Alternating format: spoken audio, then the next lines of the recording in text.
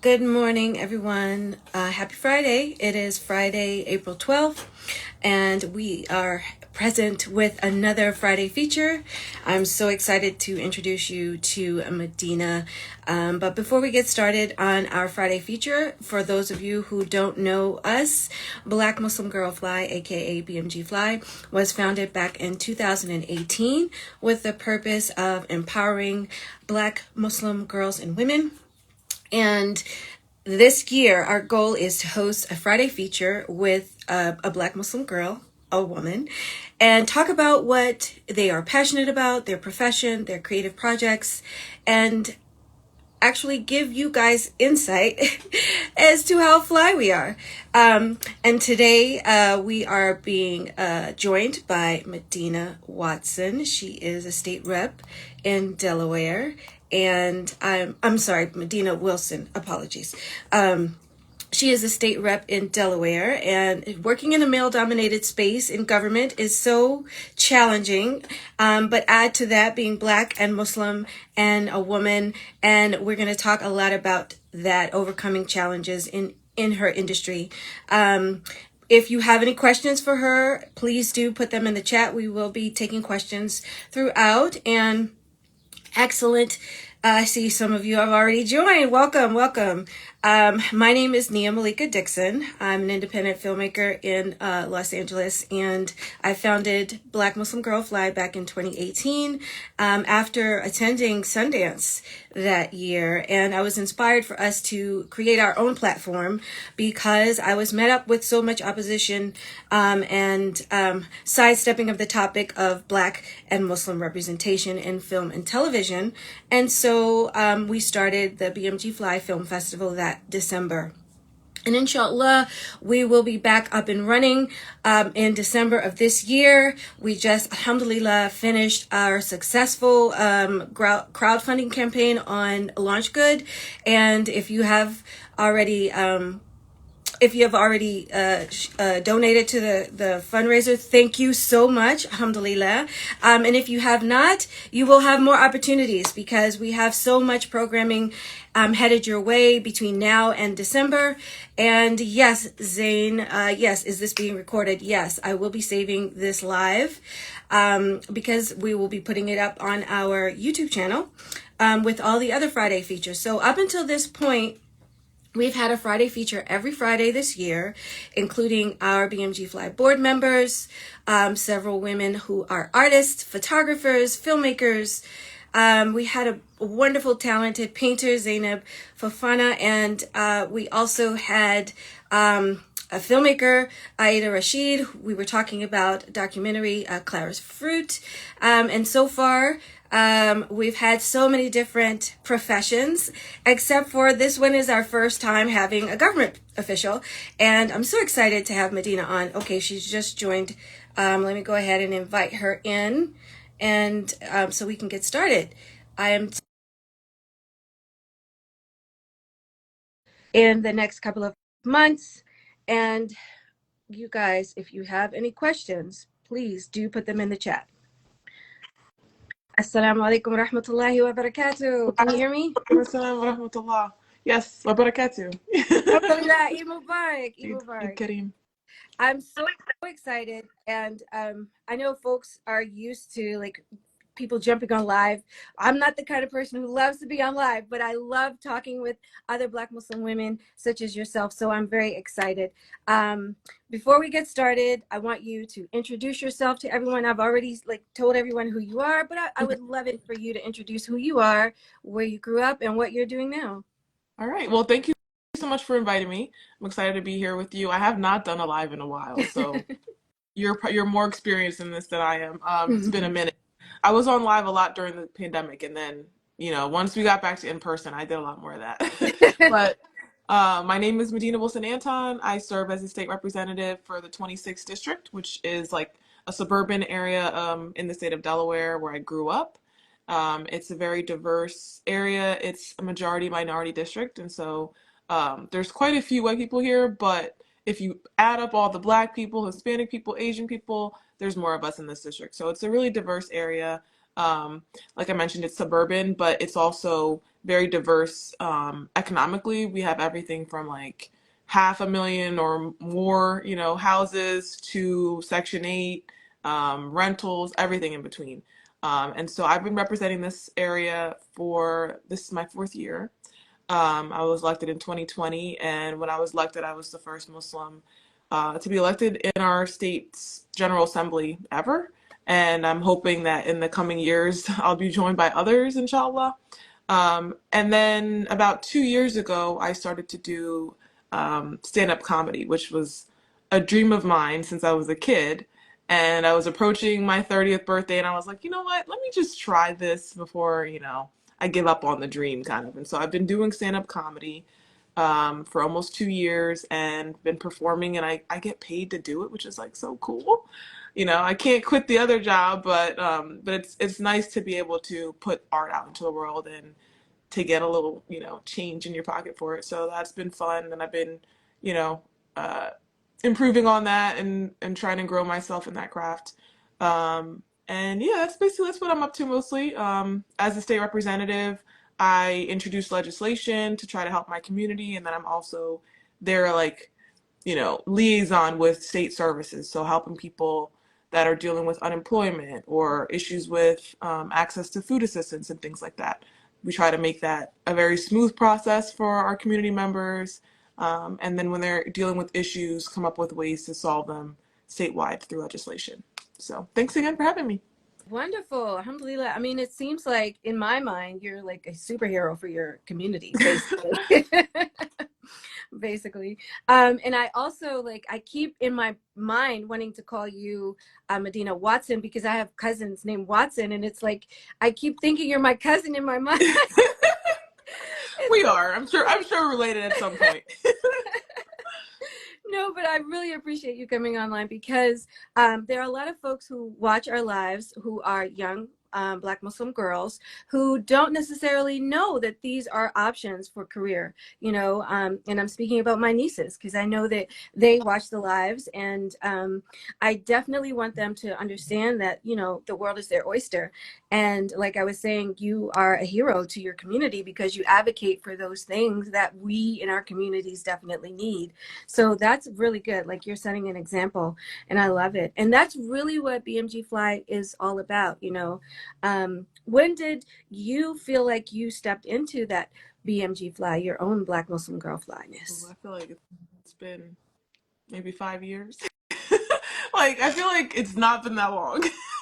um we were chatting a few weeks back, and I was telling you about like the hair struggle, and this is like something that I'm only like recently, I guess because of the comedy piece, I'm like feeling more comfortable talking about it Mhm. in public, whereas like it was kind of that like girlfriends, we talk to each other, and we're like for years I was straightening my hair, and like for people who straighten their hair, like do your thing, like whatever works for you works for you.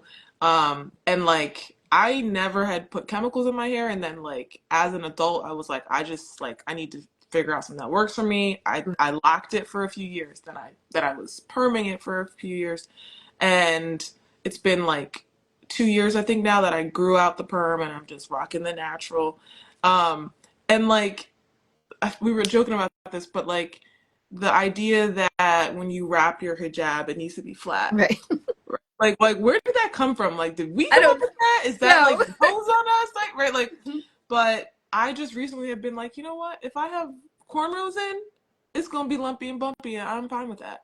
And if I have like, big, one strand twist in here and it's lumpy, I don't really care. Like, I'm gonna rock my hair the way that it was created, and I'm gonna try to keep it healthy, and I'm not about straightening it. And plus, Voodoo messes it up right away anyway, so why am I gonna?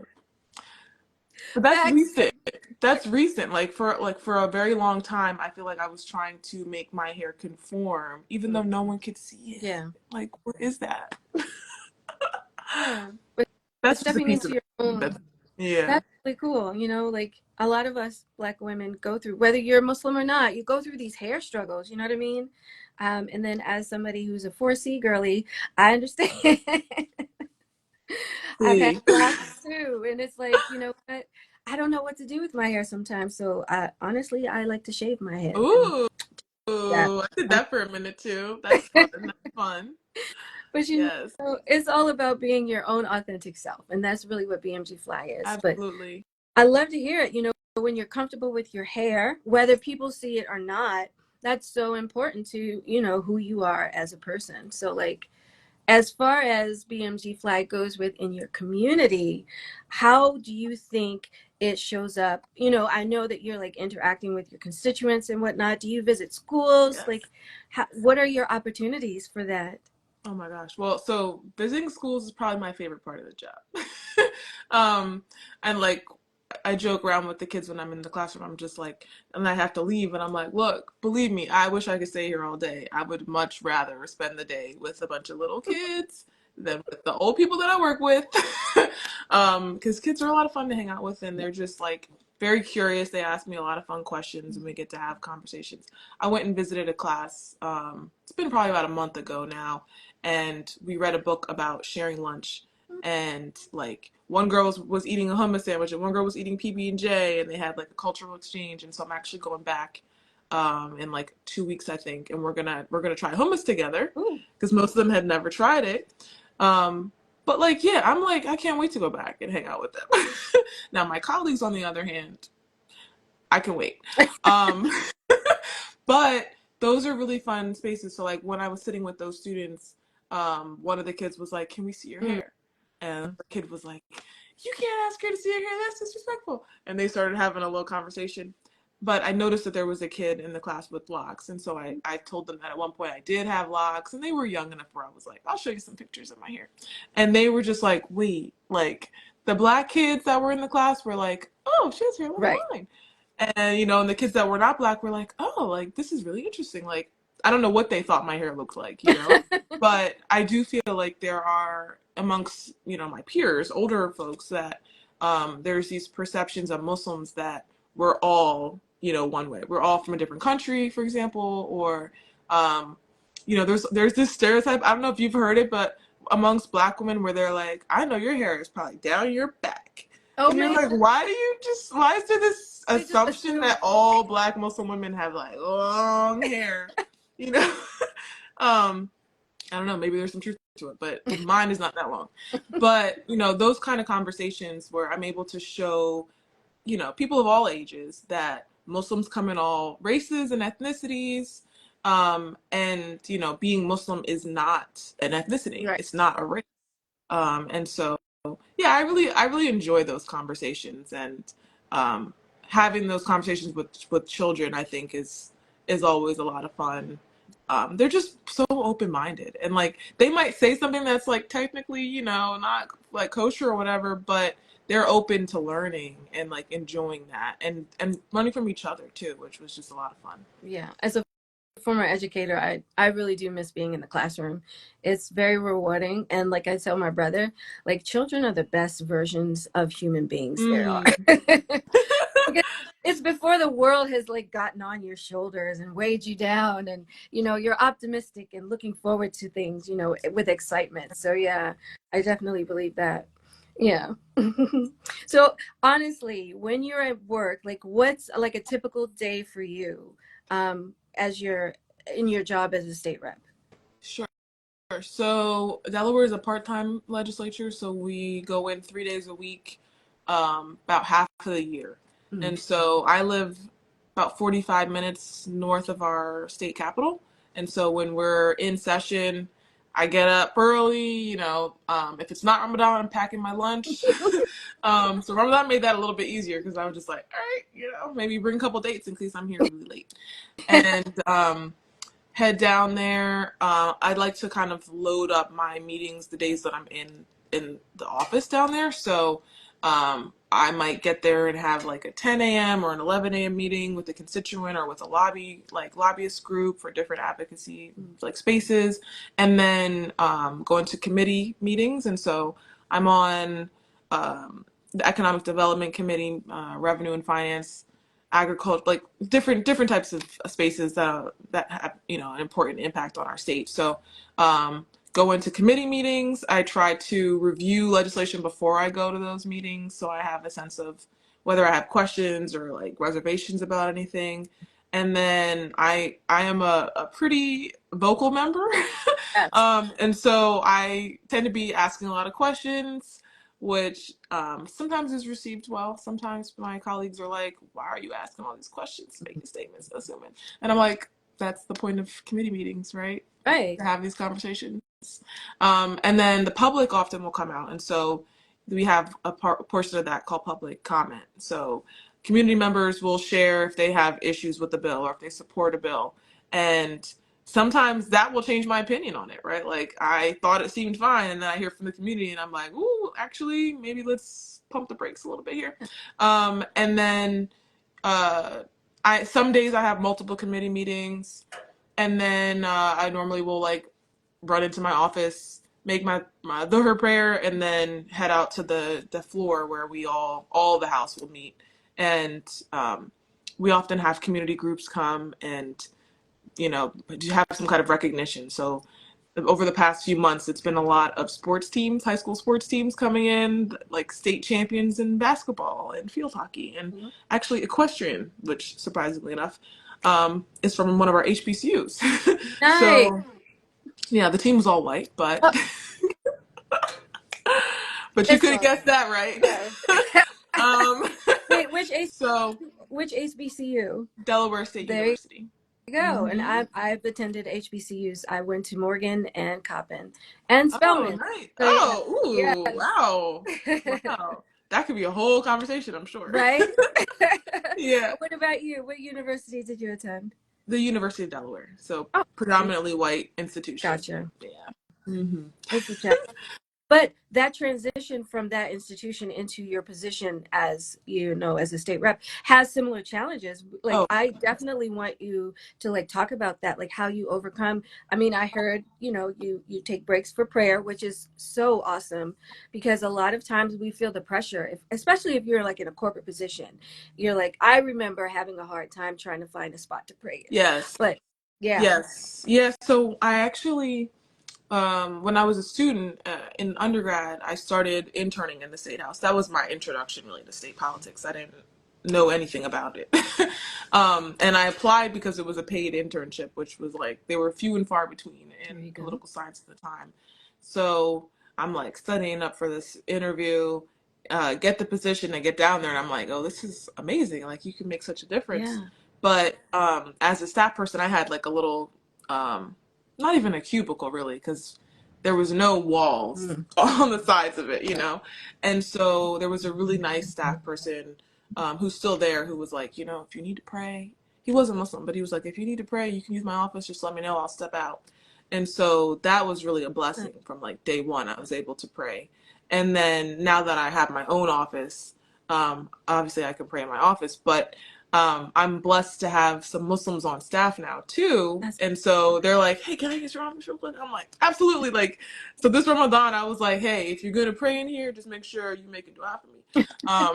let that's me, right. let me get some of that edger. Mhm. Do But I? that's a major blessing. And at times, like, praying is obligatory, but there are times where I'm like, I need to step out because I'm about to pop off.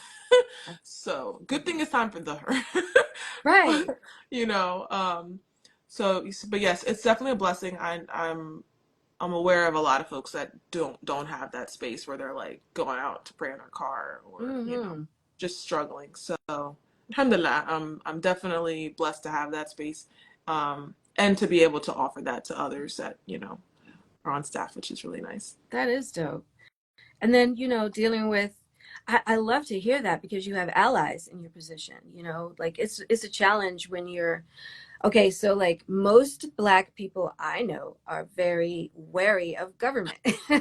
Oh yes, you yeah, know and so like being a Muslim, being Black in the government, it's very important from my opinion because you make space for us, you're making sure that we are equally represented. But I know that in our country our government is a little lopsided, so like there's racism, there's misogyny, there's like, but like how do you overcome those in a way that's representative of who you are as a Black Muslim woman?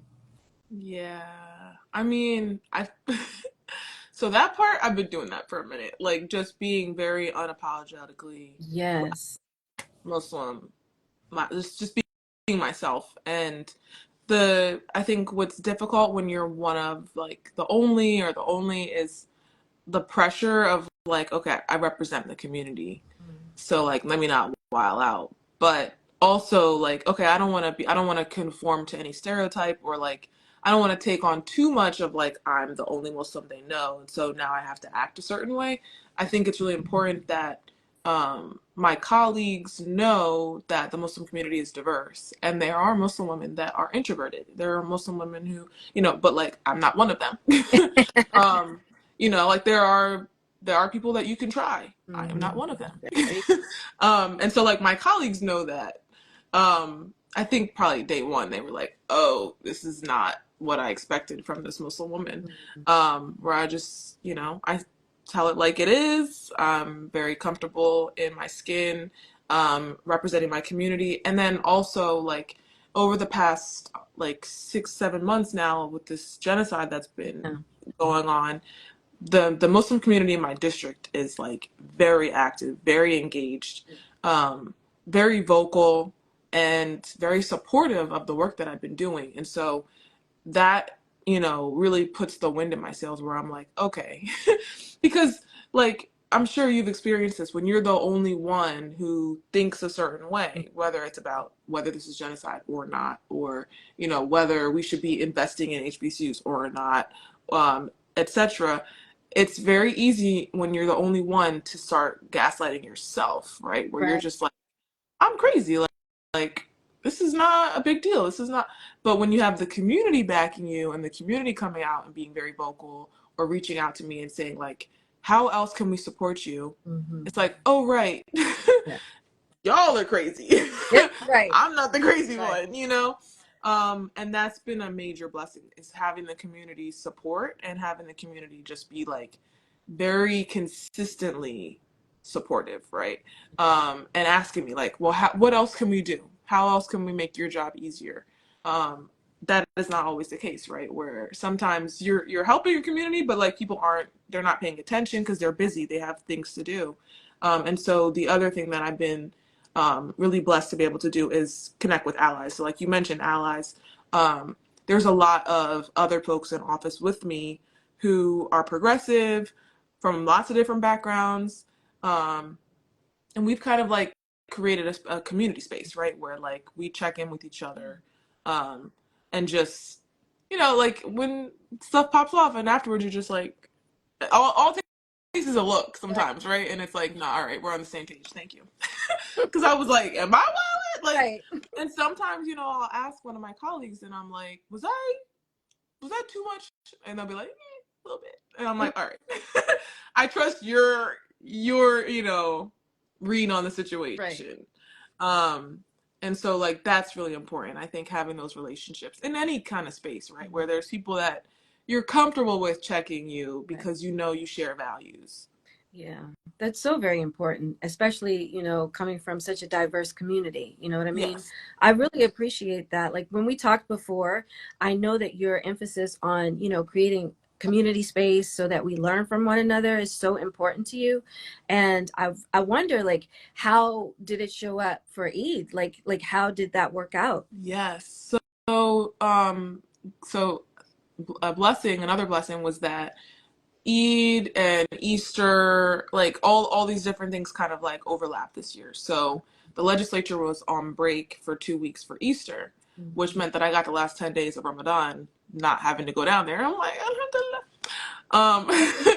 And so that worked out really well for me. But because of that, we did like our recognition of Ramadan and stuff before we went on break. And so for the past, I think this is my 4th year now, inviting community members down to the state capitol to recognize the Muslim community, share information on what Ramadan is, what it means to the community, how it impacts students that are in school and things like that.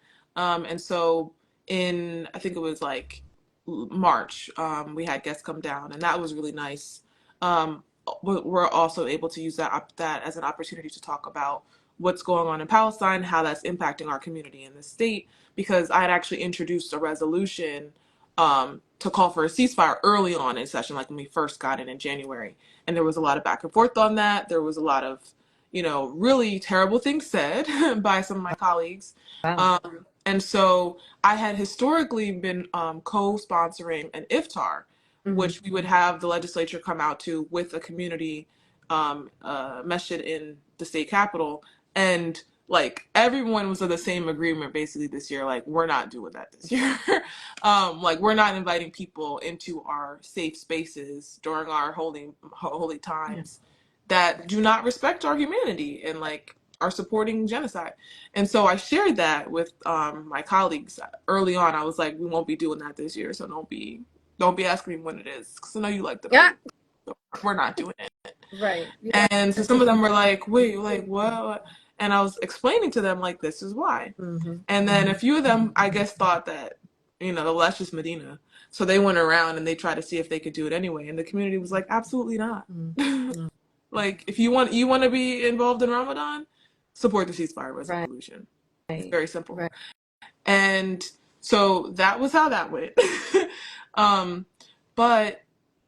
So we had, so that was an opportunity too, to like, when I had the guests come back, one of the guests was Palestinian American, like very active in the community, to be like, this is the community members that you are signaling are not valuable members of our community when you do things like that.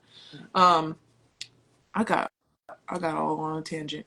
What was your original question? No, but you're right. Like I didn't answer it. No, you did, because it's making space for right to have like our own celebrations. And sometimes you gotta gatekeep because you don't want those negative people that negative, yes. And like, I'm sure a lot of politicians, it's about like the photos, right? Like they pop in, they get the photo, they put it on their page, and it's like the Muslim community is endorsing me kind of thing. It's like, no, it's not. That's not the case.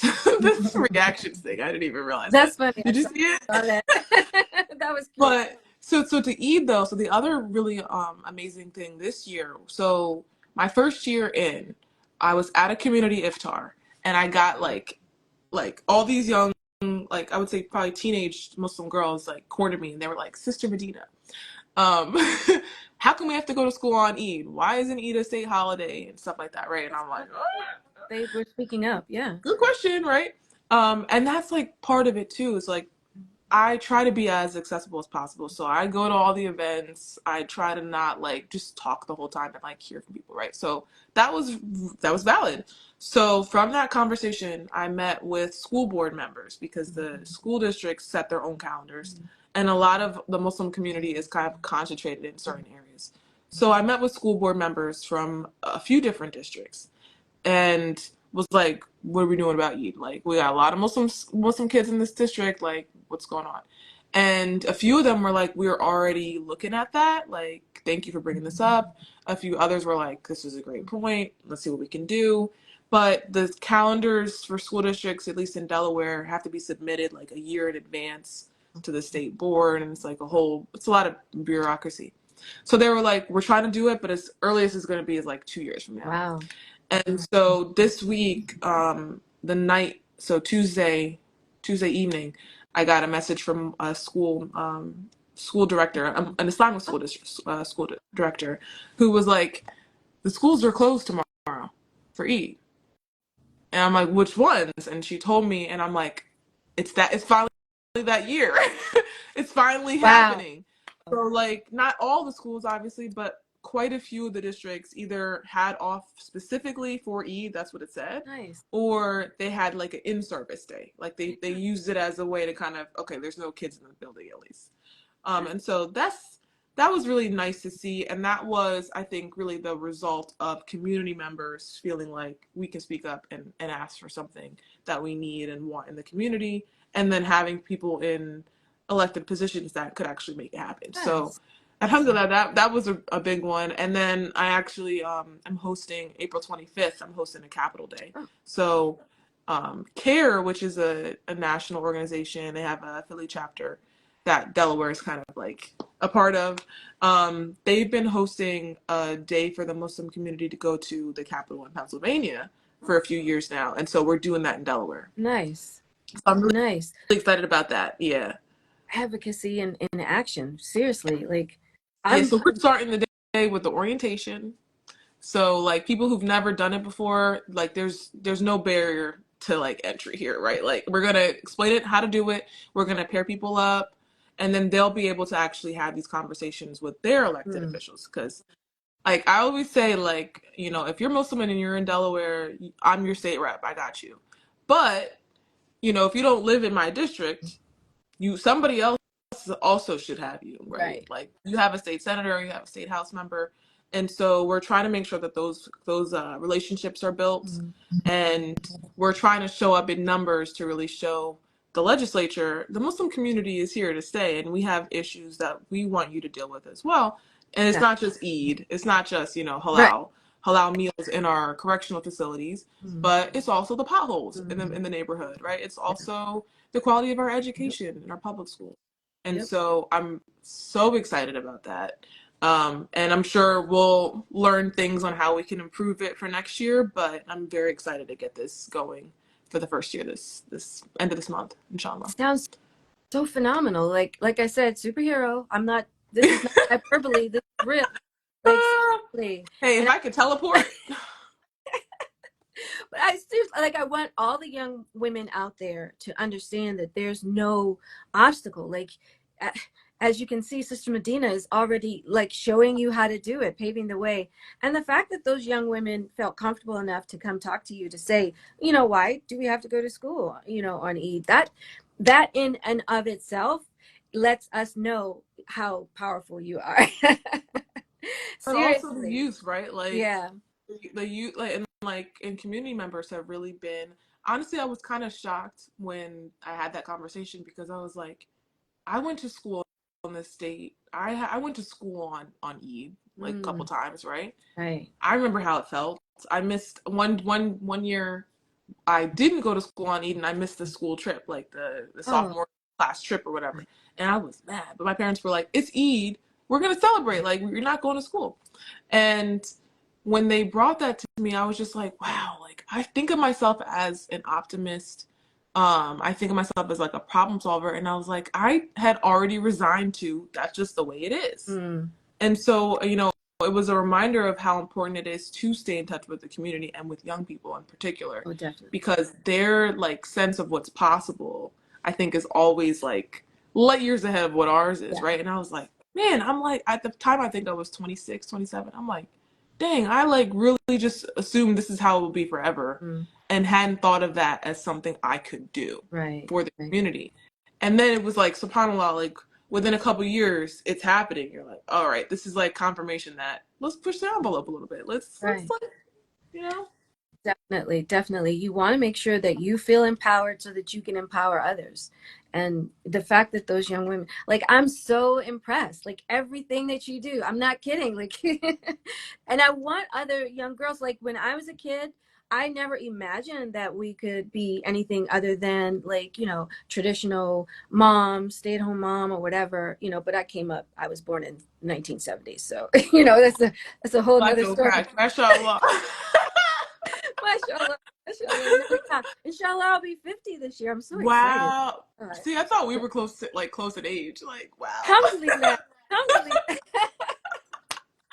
Wow, mashallah. Oh, alhamdulillah, we've come far. And I want everybody who's watching to like get to know who your state reps are, because like Sister Madinah said, you have someone who advocates for you where you live. And as Muslim people, we are a part of this country. So like you definitely want your voice heard. You definitely want your vote counted. All of that. So yeah. And with regard to being Muslim girls, she's look, this is the blueprint of it's like limitless. Seriously. And like I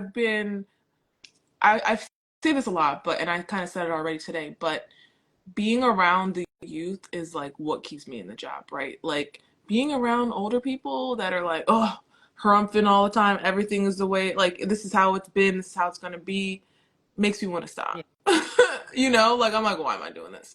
Because they have, a lot of my colleagues have no imagination, and like even the slightest like idea of for progress, they're like, oh, I don't know if we can do that as and you're like, why am I doing this? And then I go and I visit with like a middle school at an Islamic school, and the girls are like not only are they peppering me with questions while I'm in the classroom, when I'm like trying to leave, there's like a group of them in the parking lot. Sister Medina, and also, and like, wait, let me add my piece. And like, I'm like, there's a lot of work that needs to get done, and they remind me of that, and like they expect, like they hold me accountable, right? Like they expect me to get things done. They're not so jaded that they're like, all right, we got our one win, now we're gonna stop asking for things to get better, you know? Like they were like, at recess, how come the boys get to play in the basketball court but we don't? How come we can only walk around? And I'm like, valid questions, you know? What are we gonna do about that? Absolutely. You know? And it energizes me being around them, right? Like I leave and my mind is racing and I'm like, oh, I have this lady I know, I can connect them with this person. And like, it's just like, it's energizing. Yeah. You know, it like really makes me feel like I can make a difference. Yeah. And you're getting a lot of love in the chat here. Lots of people are giving you love. What's Dunya? It energizes. Oh, Dunya. Medina, love you, Dunya's Medina. amazing. Yeah, look, there's more. I'm scrolling. And it's like, you know, we don't realize how important we are. And it's so good that, you know, you embrace the responsibility with such passion. And, you know, to me, that's what BMG Fly is all about. So like, why do you think organizations like BMG Fly are important? And like, how can we cooperate like with the community, with our government? Yeah. I mean, so your mission of just like the gap in storytelling is real, right? So I am now in the arts as a stand-up comedian, and that's a lot of storytelling. But the average politician, you know, yes, we tell stories as a way to get people to buy into like new ideas, right? When they maybe are feeling hesitant and things like that. But like I said earlier, for a lot of my colleagues, I'm the only Muslim that they've ever met, right? And so that's a lot of pressure, and that's also in a way putting like a unreal perception of the community for them, right? So now some of them might think, oh, Muslims are all, I don't know, black, and it's like no, we're not. I know a lot of people have the opposite stereotype, so I'm able to break that one down. But like, there's just so many diverse stories in our community. There are Muslim women who don't cover. There are Muslim women who cover their face, right? Like there are Muslim men and boys who like, you know, do their own thing too. And there's definitely a gap in storytelling. There's definitely a gap in like empathy, I think, because of that, right? Like people struggle to connect with people that have a different lived experience when they're not exposed to it at all. And so the work that you all are doing is incredibly important. And I think a big part of that is like the Black Muslim part, right? Because not only are Muslims not represented in the arts in positive lights, right? Like there's definitely a lot of Muslims in, you know, 24 and like shows like that where it's like the bad guy. But even in those positions, right, they tend to be people who speak a different language, and it's like this like caricature of like a foreign bad guy. And we need to show people that the Muslim community in the US is diverse, and that Black Muslims have a very significant, you know, role in this community. And, you know, that is one of the benefits, I think, of the fact that I'm a Black Muslim. I'm able to kind of bridge that gap for my community here. But I also grew up in a very immigrant, like, heavy community. So I understand that too. And like try my best to be supportive of like folks that are dealing with different struggles. But the work you all are doing is really important. And actually, I'm gonna skip to a later question. I remember you mentioned we were gonna talk a little bit about like future projects. And I'm actually over the past few months, an award winning filmmaker has been shadowing me to do a documentary on and so like I would love for the two of you to connect. Her name's Zainab Sultan. She was part of the team that put together a film that was one of the 5 documentaries nominated for an Oscar this year. So yeah, she's very humble, but like she's a big deal. Awesome. Another Muslim filmmaker. Yes. And like she's very committed to like having diverse film teams and like making sure that women of color are like represented on the team and on different positions and all that. So like amazing. But that's just another example, right? Where like we were in a Zoom together and she hit me up in the chat and was like, "Can we connect after this?" Just because I guess she realized like the experience of being a Black Muslim woman in politics is unique, right? Like there's not that many of us. But I think once it's demystified for the community, which is kind of what storytelling does, right? Yes. People are like, "Oh, you know what? I could do that. You know, I could try." Or I know someone, like I know a young sister who would be great and I can encourage her, right? Like sometimes that's really what we need in the community. Like we have people with the skill sets, with the passion, with the time, right? But they don't feel like they're ready. Right. And they need community members to be like, actually, you can. Yes. Like part of what inspired me to actually run, right? So I announced my run in 2019, like summer 2019. Wow.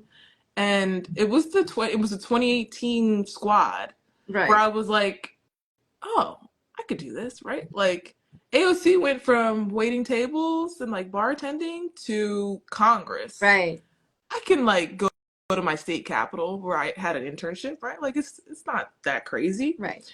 But sometimes it really takes us seeing something like someone that looks like us or someone who has a similar experience to us on the screen for us to then step forward. And so I'm really excited about the work that you all are doing. And hopefully the link to help your fundraiser is still up in the bio. Can I say it's in the bio, link in bio? You know what? I think we still have a few like minutes left, or like today's the last day. But okay. It might have closed out. I don't know, because East Coast, West Coast, but it doesn't matter because inshallah, we're going to be launching more campaigns that lead up to the film festival. But you are so spot on with that storytelling aspect, because one of the biggest pushes for creating this organization was for us to own our narrative. And it's so important for us to tell our story to people so that they're not telling us what we're supposed to be. Exactly. So yeah, you're absolutely right. I'm so looking forward to connecting with Zainab. You said her name is Zainab. Yes. Yeah, definitely. But you're right. Like, and one of the things that we're going to be launching leading up to the film festival is a fellowship. We've held a fellowship before for screenwriting, but this time it's going to be a little bit less focused on the technical aspect of screenwriting and more on the storytelling aspect. Because there's so many great projects that get made, but it's like sometimes they're overly technical, in my opinion, and we lose some of that magic from the storytelling aspect. And so, inshallah, guys, everybody will see. It's coming. Inshallah, it's coming. I'm excited. But no, you're absolutely right. You know, we have to own our own story. We have to make sure that we're telling an authentic story to ourselves. And this is the most important aspect for me, is listening to the true story that Allah is telling us, you know, because sometimes we hear these voices, you know, from outside folks who want to steer us in the way that we're expected to, you know, to live. You know, so it's like, no, listen to that inside voice that you know is your own, and be still enough to welcome the guidance from Allah, because Allah is telling you what your story is too if you just listen. Yes, absolutely. And I think too, like one of the, I guess, challenges that the community deals with, and like now that we have spaces like Black Muslim Girl Fly, right, where like you're cultivating that skill set in the community, we need the community to actually like take up like roles in the arts, right? Like, and I think it's really important that we support organizations like yours, because for a lot of folks, it's the barrier is the financial one, but culturally within our communities, there's also the barrier of like family expectations, right? Like we are not encouraged, most of us are not encouraged to go into the arts. Exactly. And there's like very real reasons for that, right? Like I don't want to diminish like financial like stability as like that's important, right? And I understand why parents want their kids to be financially stable. Yeah. But like for years, like I think the focus has been too much on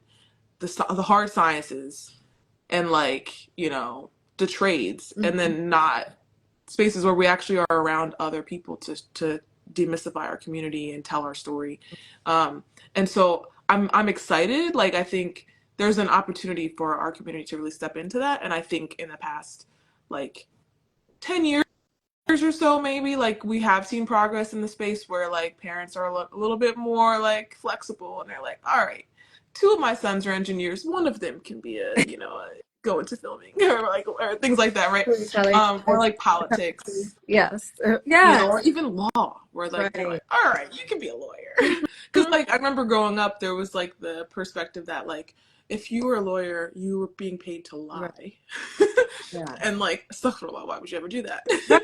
No. But then it's like now, like a lot of community members are realizing, actually, like with the Muslim ban, right, where it's like Yeah. we don't have like any immigration lawyers in the Right. community. Like we have to go to other communities to get advice on Right. things, and like it's like we're kind of like reacting now, right? And Exactly. so I'm hopeful that, I guess it's older millennials and Gen X parents right now, like that as they're raising the next generation of Muslims, that they're like a little bit more, loosen the reins a little bit when it That, comes to career, right? yeah. Like we need our community to be represented in all careers. And Yeah. like it's definitely beneficial that when you go to the hospital or you go, to other spaces, that there are Muslims that are like, I got you. Right.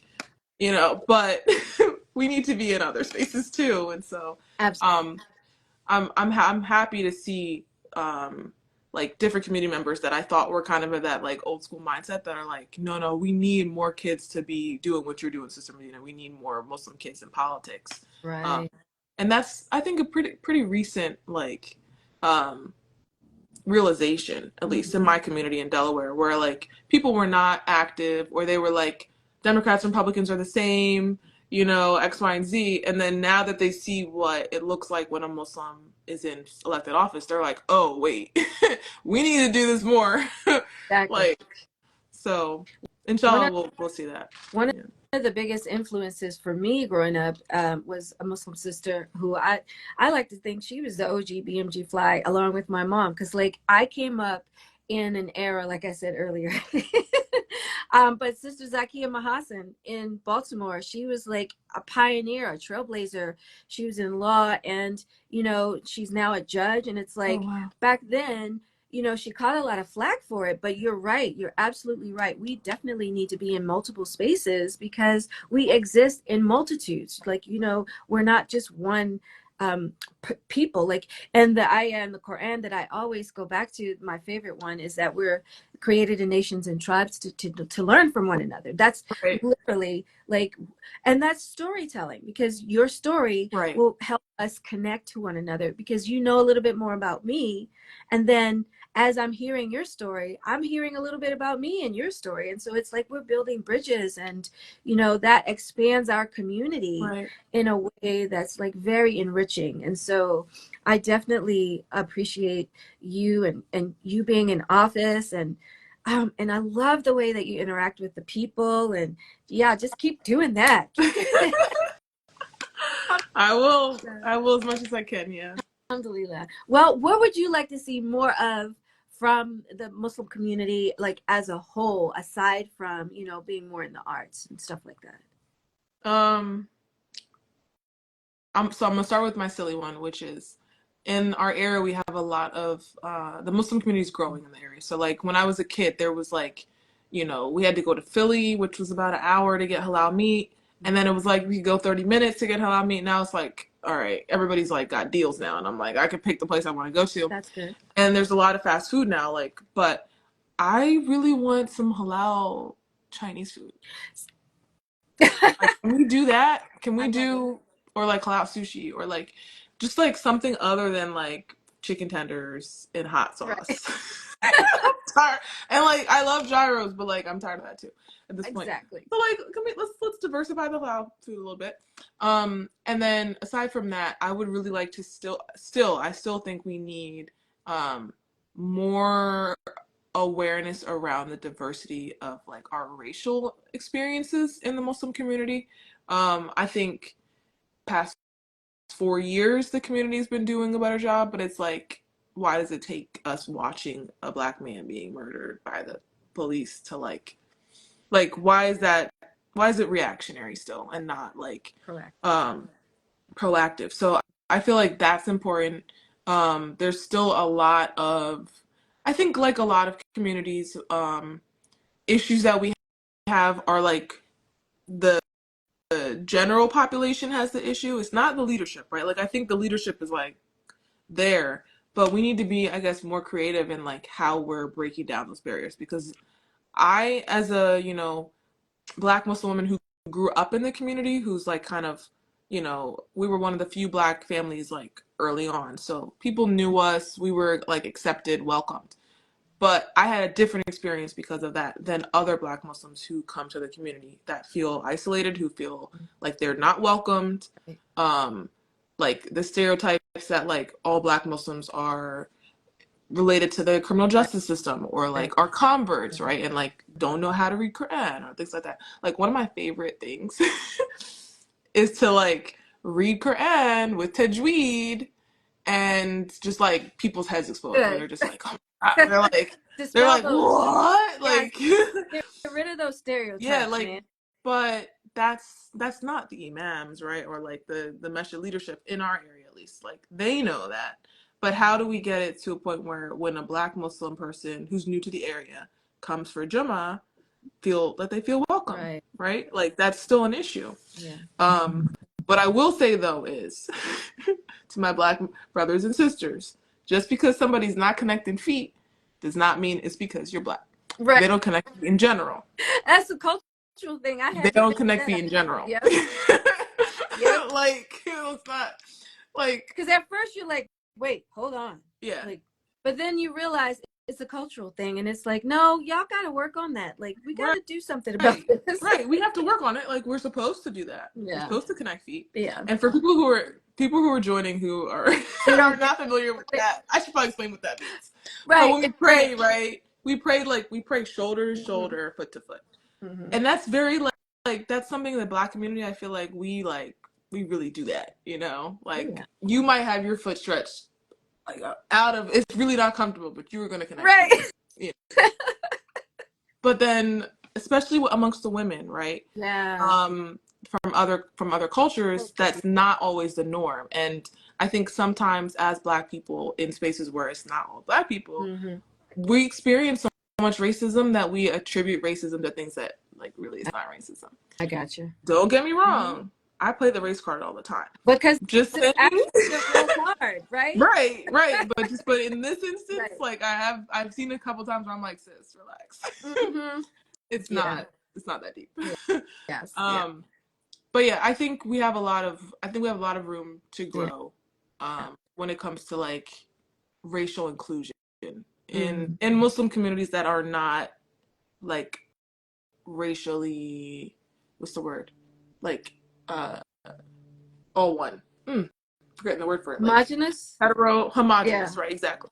Yeah. It's like that's just part of it, right? Like you said, from the Quran, but we have to learn from each other. Yeah. And like learning is not always easy. Right. But we need to do it anyway. Well, I know you do it with your stand-up because I saw a clip. And you know, like like you said earlier, it is storytelling, so it's like another way to open it up. How have you been enjoying that? Like, I know you love it. I know. I love it. Yeah, and like you know what it is, like when I first started into politics, and like got elected, it was COVID, so we were doing Zoom everything, and I threw a joke into one of my like professional, you know, speaking engagements.